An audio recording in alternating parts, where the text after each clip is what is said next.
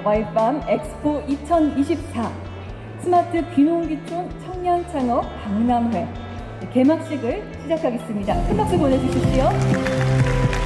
대통령 소속 농어촌 특별위원회 장태평 위원장님 참석해 주셨습니다. 중요한 세대 전환, 그 주인공인 청년들이 우리 농식품 미래를 담당하게 된다고 그러면은 저는 기술적인 면에서나 생산성 또는 수출 면에서나 굉장히 큰 역할을 하게 되리라고 생각을 합니다. 와이팜 엑스포 2024년 스마트 귀농귀촌 청년 창업 박람회 개막을 진심으로 축하드립니다. 농업, 농어촌 발전 유공 표창이 있겠습니다. 청년농부 화이팅! 오늘 소개받은 농업농어촌특별위원회 위원장 장태평입니다. 오늘 이 주제가 저는 굉장히 아주 의미 있는 행사라고 생각이 듭니다. 청년들이 귀농, 귀촌 해가지고 창업을 한다. 이게 굉장히 어려운 두 가지가 있어요. 농업을 가지고 농촌에서 그리고 또 창업을 한다. 그런 분들에게 정말 존경심을 가지고 그분들에게 뭔가 조금이라도 도움이 될 수 있도록 하기 위해서 우리 농업이 어떤 지금 상태에 있고 어떻게 하면 발전할 수 있겠다 하는 것을 간단하게 한번 말씀을 드리도록 하겠습니다.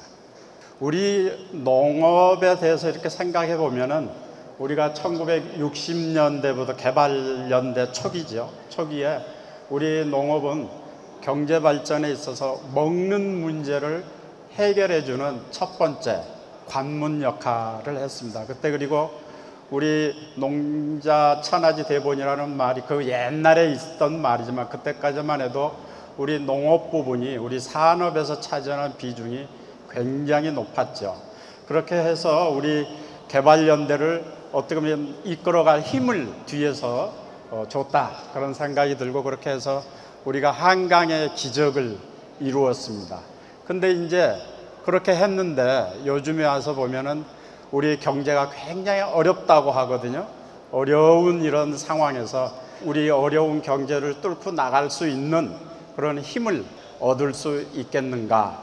이게 이제 우리 정부의 어떤 의문점이라 가질 수 있는데 그거는 저는 그렇게 생각해요. 바로 농식품 산업을 통해서 그 일을 할 수 있겠다. 오늘 그거를 말씀을 드리도록 하겠습니다. 이게 뭐냐면 우리나라 그 식품 산업, 왜 식품 산업이 중요하냐면요. 우리가 농업 생산을 한다. 그러면은 생산액이 수요보다 더 많아져 가지고 가격이 폭락을 해요. 근데 그거를 가격이 그렇게 생산을 많이 했을 때 우리가 그걸 걷어들어서 가공을 해 놓는다고 그러면은 가격이 어느 정도 유지가 될 수 있죠. 그리고 식품 산업이 발전되면 수출을 그걸로 활용할 수 있잖아요. 요즘 K푸드 해가지고 수출이 괜찮게 되고 있습니다. 지금 상당히 괜찮게 되고 있는데 그런 중요한 역할을 해주는 우리 농업, 수산업 이런 거를 끌어줄 수 있는 우리 식품 산업 지금 현황이 어떻게 되어 있냐면 제조업 중에서 식품 산업이 차지하는 비중이 우리는 5% 정도 됩니다. 그런데 여기 나와 있듯이 일본의 경우는 14%, 중국도 11%라고 그래요. 미국이나 EU는 16% 정도 됩니다. 그 말은 무슨 말이냐면 우리나라의 식품 산업, 물론 제조업의 비중이 약간씩 다릅니다. 다르지만은 그 우리나라 식품 산업의 부가가치가 낮은 수준이다. 즉 이런 예를 들면 어떨지 모르겠는데 학교 수준으로 말하면은 한 초등학교 수준이나 중학교 수준이다. 다른 선진국이나 이런 데는 한 대학 수준이나 성인 수준이 되니까 부가가치가 높아요. 그렇기 때문에 그 제조업에서 차지하는 식품 산업의 그 비중 그게 큰 거죠. 그러니까 이런 걸 보면은 우리가 아직 초기 단계, 식품 산업으로 보면 초기 단계에 있다. 이렇게 얘기할 수 있고 우리 기업들을 이렇게 식품 산업을 하는 기업들을 보면 물론 1조 이상 매출이 1조 이상 되는 기업이 30개 정도 있습니다. 그리고 CJ 같은 경우에는 10조도 넘어가는 그런 큰 회사예요. 그렇지만 대부분의 다른 기업들은 중소기업형을 면치 못하고 있습니다. 그래서 매출 10억 이하, 그 다음에 종업원이 10명 이하, 이런 기업들이 대부분을 차지하고 있어요. 그리고 이런 기업들은 어떻게 보면 기술 개발, 가령 예를 들자면 우리 전통 식품들 있잖아요. 뭐 된장, 고추장, 한과, 무슨 여러 가지 첨가제 이런 것들을 외국에 갖다 팔려고 그러면은 진짜 기술 개발도 하고 상품 이런 개발도 하고, 즉 다시 말해서 R&D 이런 거를 열심히 해서 상품성을 높여서 수출을 해야 되지 않겠습니까? 근데 그걸 할 능력이 안 되는 것도, 왜냐하면 규모가 작고, 그러니까 직원 수도 적고 매출액도 작고 그러기 때문에.